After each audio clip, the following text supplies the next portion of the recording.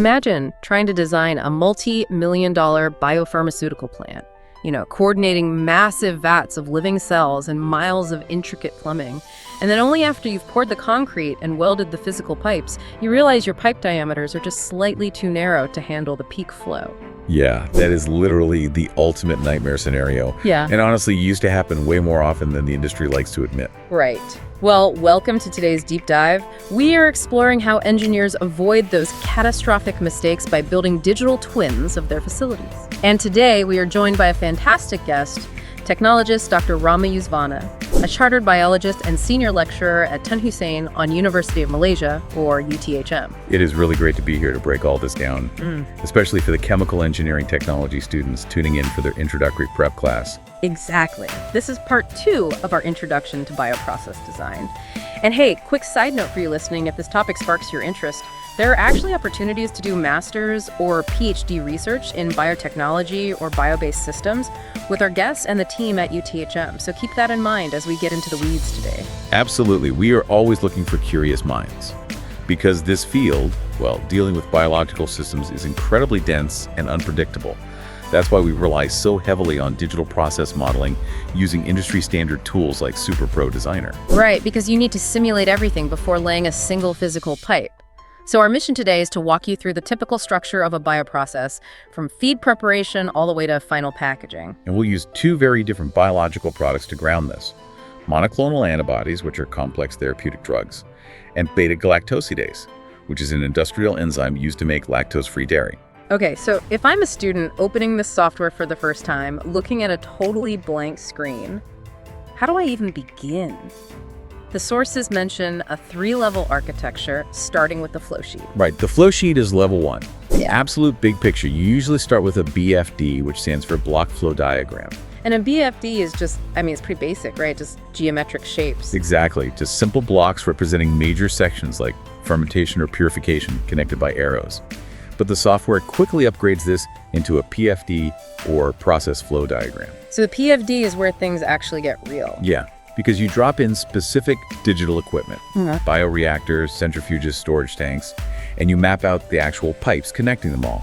But hardware is totally useless without knowing what happens inside it, which is level 2 unit procedures. Okay, so a unit procedure is like the specific sequence of actions for one individual piece of equipment. Exactly, like what specifically needs to happen inside a blending tank to make it useful. Yeah. Which brings us to level 3, the operations. The granular step-by-step instructions. Right. Operations are the micro-level commands, like charge 1,000 liters of water or heat the mixture to 50 degrees Celsius. The software actually calculates the thermodynamics and mass balances for every single microscopic step. That is wild. Okay, so let's walk through the chronological life cycle of a bioprocess. Everything starts upstream before we even touch the cells with feed preparation.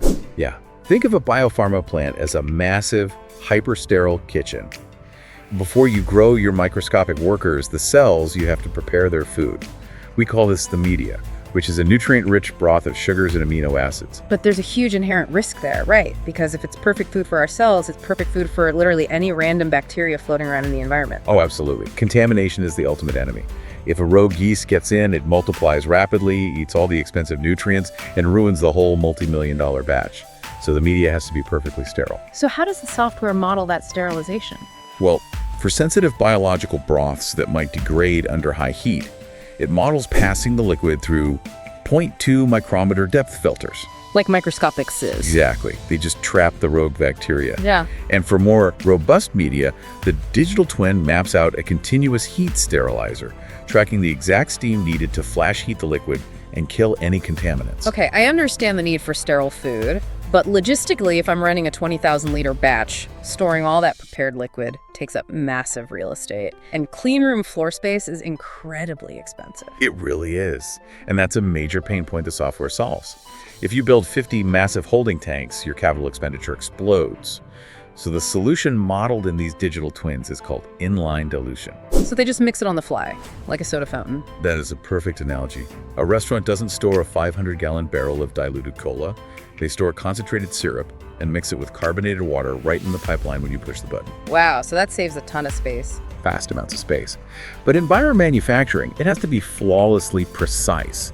The software calculates the exact flow rates and pressure differentials to make sure the concentration is perfectly homogeneous before it hits the cells. Okay, so just to do a quick micro recap for you listening, so far we've learned how a digital flow sheet moves from a simple BFD to a complex PFD, and how feed preparation uses inline dilution to save massive amounts of expensive floor space while keeping the cell food completely sterile. Right, and now that we have our perfectly mixed sterile cell food, we need the cells themselves. This is the inoculum development phase. And you can't just drop a tiny cryogenic vial of cells straight into a 20,000-liter tank, right? Definitely not. The cells would go into profound biological shock. They'd be totally lost in this ocean of liquid, the signaling molecules would be too diluted, and they would just stall and die. You have to scale up in stages. It sounds exactly like baking bread with a sourdough starter. Precisely.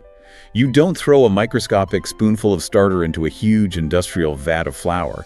You feed it, let it double, move it to a bigger bowl, and grow it progressively. So the software maps this out, like starting in tiny handheld tea flasks, then moving to roller bottles, then rocking bioreactors. Yes. And then into sequentially larger steel seed bioreactors, say a 1,200-liter tank, then a 5,000-liter tank, carefully building an army of cells. Okay, which brings us to the main event, fermentation. We transfer this massive army into the main 20,000-liter production bioreactor. And for the monoclonal antibody example, this main tank operates in fed batch mode for 12 straight days. Wait, why continuously pump in food? Why not just dump all the required nutrients in on day 1, seal the tank, and come back in 2 weeks? Because living cells are remarkably sensitive. If you give them an unlimited buffet all at once, they consume it way too rapidly. Which creates too much heat. Exactly. Excessive metabolic heat that can literally cook the cells if the cooling jackets can't keep up. Plus, they produce toxic byproducts like lactic acid or ammonia that alter the pH and stall the reaction entirely. So fed batch mode controls that. Right. The software uses thermodynamic equations to calculate the precise, slow rate to pump in nutrients, balancing metabolic heat generation with the tank's cooling capacity over those 12 days. That is incredible predictive control.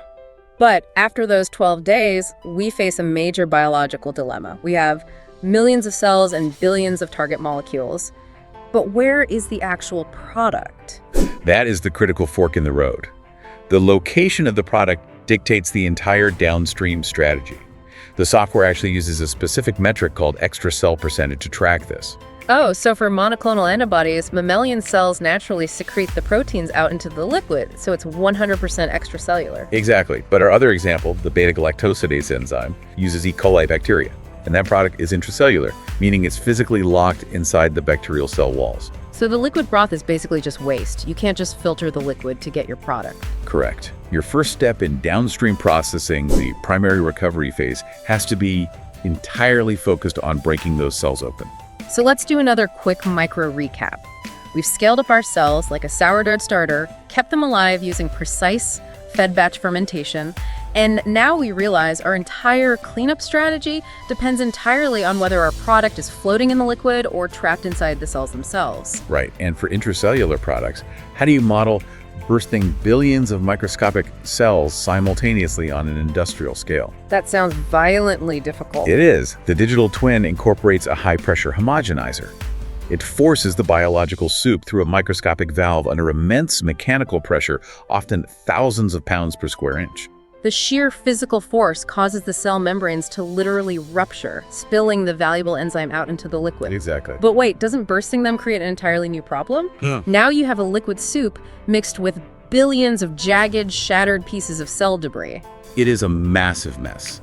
That heavy biological sludge would instantly clog any standard filter you try to pass it through. So what is the next step in the software's sequence? A disc stack centrifuge.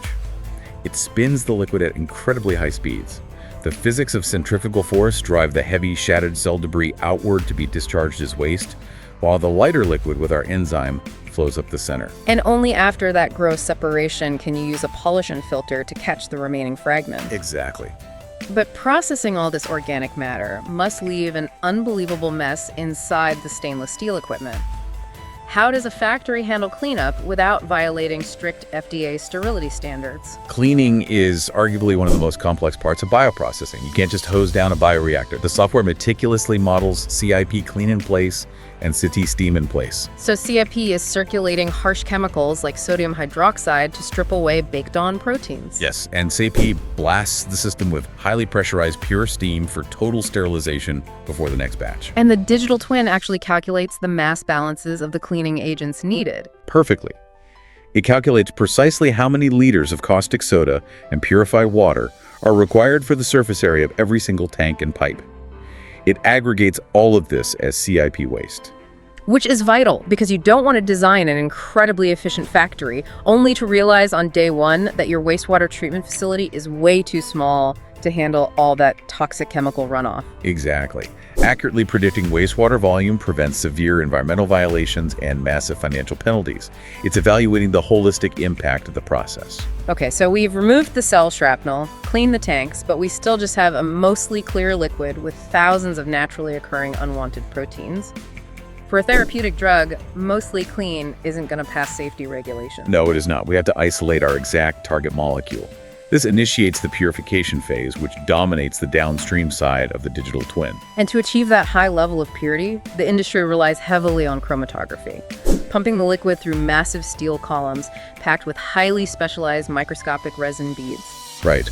There's ion exchange, separating molecules by electrical charge, and gel filtration, acting like a microscopic maze to separate by physical size. And for monoclonal antibodies, they use protein A affinity chromatography, which uses a specific biological handshake to grab only the target antibody while everything else washes away.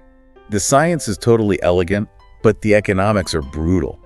These resins are outrageously expensive. They're often the single largest OPEX operating expense in a biopharma facility. So buying a custom-built column large enough for a 20,000-liter batch would completely bankrupt the project. It's like doing laundry for a hotel. How so? Well, if a hotel needs to wash 100 loads of laundry a day, they don't buy a massive 100-load washing machine. The upfront capital cost would be absurd. They just buy a standard 25-load machine and run it 4 times in a row. That is exactly the logic the software forces engineers to use. The digital twin handles this economic reality by mathematically organizing purification into cycles. Simulating a smaller, more affordable column run multiple times per batch. Yes, it calculates the exact time to load the column, wash it, dilute the product out, and regenerate the resin for the next cycle. This drastically reduces CapEx while maximizing continuous utilization. Okay, time for one last micro recap for you all. We've seen how high-pressure homogenizers brutally burst cells open, how the software strictly tracks toxic CIP wastewater, and how cycling smaller, ultra-expensive chromatography columns saves a factory from financial ruin. Which brings us to the final stage: formulation, finishing, and debottlenecking. Right, because we have a completely pure molecule now, but we can't ship a giant steel tank of liquid to a local pharmacy. We have to transition to consumer-ready products. Exactly. The logic engine of the digital twin actually shifts here. Up until this point, it tracked bulk streams measuring continuous flow in liters per hour or kilograms of mass. But for packaging, it transitions to discrete streams. So it stops measuring liquid volume and starts counting individual discrete entities. Right. For the therapeutic protein, it models the exact mechanics of filling thousands of tiny 5-milliliter glass vials in a process called lyophilization. Freeze-drying the liquid drug inside the vial into a stable powder so it survives global shipping without degrading. Yes. Or, in an industrial brewing scenario, mathematically splitting the bulk liquid, directing 20% into large 50-liter kegs for restaurants and 80% to a high-speed bottling line for retail. But going from bulk to discrete packaging usually creates the ultimate enemy of factory profitability, the bottleneck. Oh, massive traffic jams. Like, if your massive 12-day upstream bioreactor finishes its batch, but your highly precise freeze dryer is still backed up processing the last batch, the bioreactor just has to sit idle. And idle equipment is burning money. The digital twin uses an equipment occupancy chart, which functions like a Gantt chart, to visually and mathematically map out exactly when every machine is processing, cleaning, or sitting idle, waiting for a bottleneck to clear. So when an engineer identifies that traffic jam, how do they fix it without just throwing millions of dollars at buying bigger equipment? They manipulate the dimension of time. Using a feature called staggered mode, They simulate adding parallel units upstream and staggering their schedules. Okay, so if downstream packaging takes 2 days, but upstream fermentation takes 12 days, you simulate building 6 identical fermenters. Exactly. And stagger their start times so a new one finishes exactly every 2 days. You create a perfectly synchronized pipeline. The downstream equipment never stops running. As soon as it finishes one batch, the next fermenter drops the next batch. In the simulation data, staggering multiple fermenters scaled the theoretical output from a modest 37 batches a year to an astonishing 315 batches a year. That completely transforms the economics of the entire operation. You engineer a lean, continuous, highly profitable factory before you've purchased a single piece of steel. It perfectly encapsulates why these digital twins are mandatory in modern process engineering. You optimize throughput in a completely risk-free environment. We have covered incredible ground today. From the broad strokes of a BFD down to the granular mathematics of unit operations. We explored inline dilution, cell scale-up, fed batch thermodynamics, and the violent mechanical realities of primary cell recovery. Not to mention the strict tracking of toxic cleaning waste and the economic necessity of cycling expensive chromatography resins. Right. It really demonstrates that successfully creating a biological product is just the starting line. It's the scheduling logistics, mass transfer physics, and rigorous waste management that determine if it can reach the public at a viable scale. Which leaves me with a final provocative thought for you to ponder.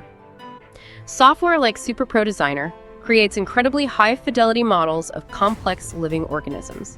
As these digital simulations become even more advanced and perfectly predictive, might we reach a point where the digital blueprint itself, the data generated by the digital twin, is actually considered more valuable than the physical product? If you hold the mathematical keys to perfectly control a biological system under any condition, you essentially hold the keys to limitless manufacturing. Keep diving deep. Think about the unseen equations shaping the world around you, and we will catch you next time.